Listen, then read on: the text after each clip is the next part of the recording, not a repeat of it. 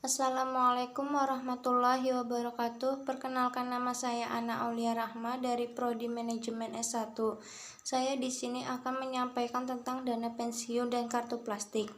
Pengertian dana pensiun: badan hukum yang mengelola dan menjalankan program yang menjanjikan manfaat pensiun bagi pesertanya. UU No. 11 Tahun 1992. Tujuan dana pensiun bagi karyawan: yang pertama, rasa nyaman terhadap masa yang akan datang. Yang kedua, kompensasi yang lebih baik bagi pemberi kerja. Yang pertama, kewajiban moral. Yang kedua, loyalitas. Yang ketiga, kompetisi pasar tenaga kerja bagi lembaga pengelola dana pensiun. Yang pertama, memperoleh keuntungan dengan berinvestasi. Yang kedua, turut membantu dan mendukung program pemerintah. Asas dana pensiun: yang pertama, penyelenggaraan dilakukan dengan sistem pendanaan.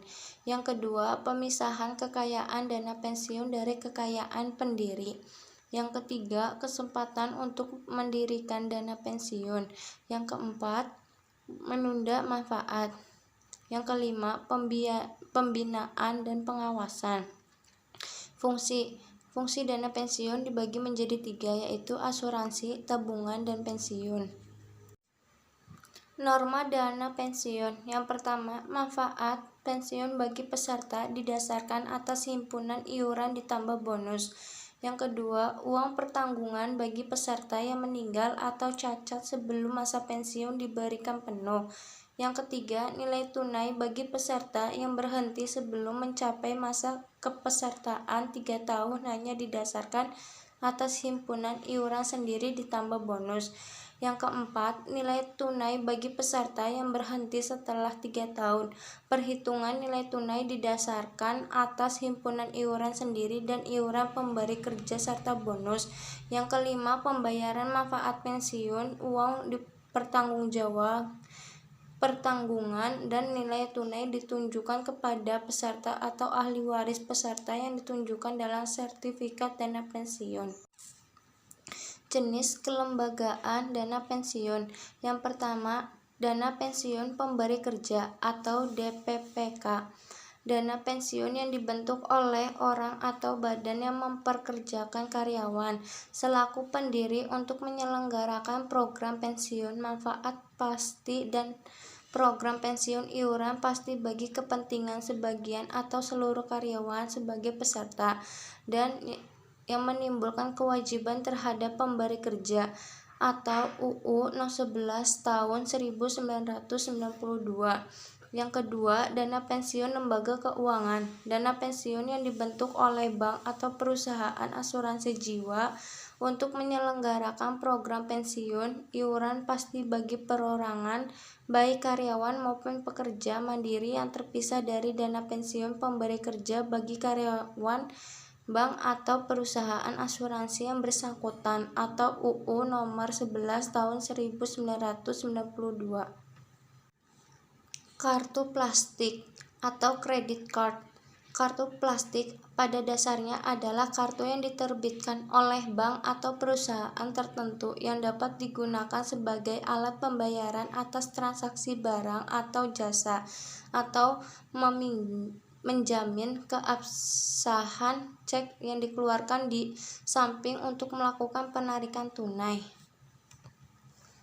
Fungsi kartu plastik: sumber kredit. Kartu plastik dapat digunakan sebagai instrumen untuk memperoleh kredit dengan mekanisme pembayaran setiap transaksi atau secara bulanan.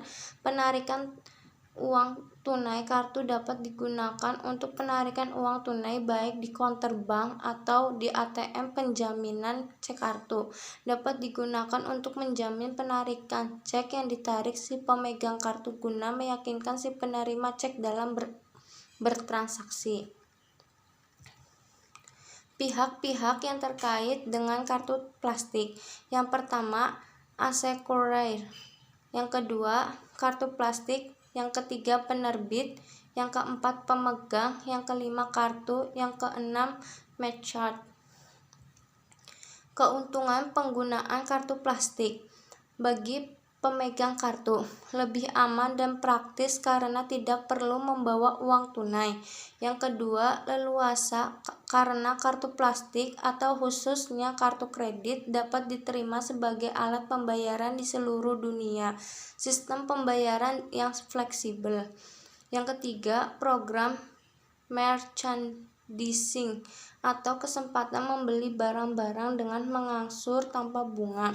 Yang keempat, bantuan perjalanan terutama di luar negeri, misalnya referensi dokter, rumah sakit, dan bantuan hukum. Yang kelima, purchase protection plan, yaitu asuransi perlindungan pembelian barang yang diberikan secara otomatis berbagai fasilitas menarik lainnya. Dampak negatif kartu kredit. Yang pertama, kerugian bagi bank dan lembaga pembiayaan. Atau jika terjadi pembayaran yang macet, sulit untuk menagih karena tidak ada jaminan benda-benda berharga. Yang kedua, kerugian bagi nasabah pemegang kartu. Maksudnya nasabah cenderung boros dalam berbelanja. Selain itu, ada biaya tambahan setiap melakukan transaksi. Cara memilih kartu kredit. Yang pertama, persyaratan untuk memperoleh kartu kredit relatif ringan. Yang kedua, proses cepat dan mudah. Yang ketiga, mempunyai jaringan yang luas. Yang keempat, biaya pengguna relatif rendah atau iuran tahunan bunga yang dibebankan. Yang kelima, kartu harus dapat digunakan dengan multifungsi. Yang keenam, pengguna kartu memberikan rasa bangga kepada pemakainya. Sekian dari saya. Apabila ada kesalahan saya mohon maaf. Wabillahi taufiq wal hidayah. Wassalamualaikum warahmatullahi wabarakatuh.